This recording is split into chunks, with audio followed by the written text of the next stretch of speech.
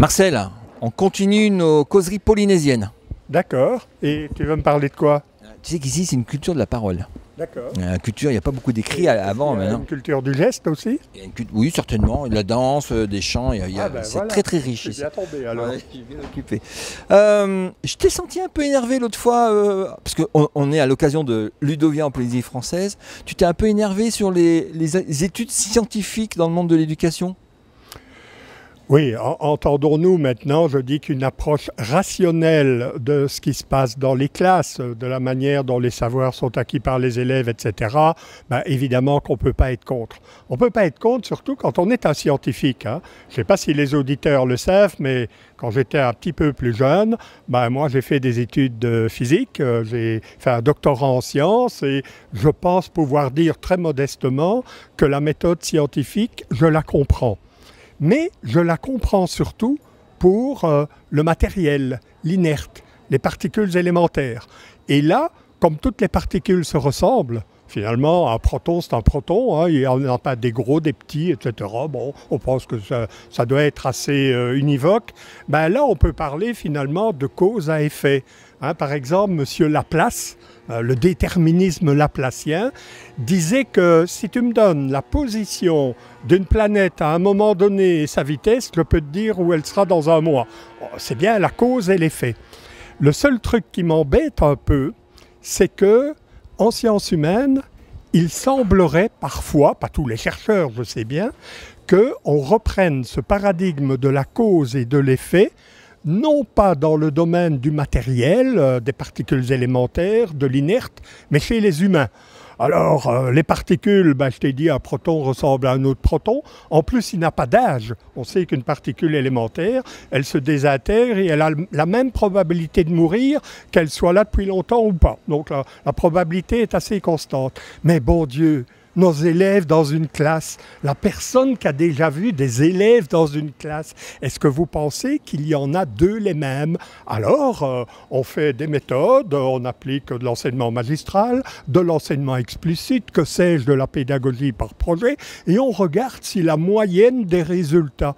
Mais cette moyenne ne veut rien dire. On ne prend pas des moyennes sur des objets qui sont tellement différents qu'un élève par rapport à un autre. Et donc, ce qui m'agace un petit peu, c'est que finalement, les sciences humaines aient adopté, et presque de manière assez unique, systématique, les paradigmes des sciences exactes, et encore, attention, le paradigme des sciences exactes au XVIIIe siècle. C'est la cause, l'effet, c'est le déterminisme laplacien.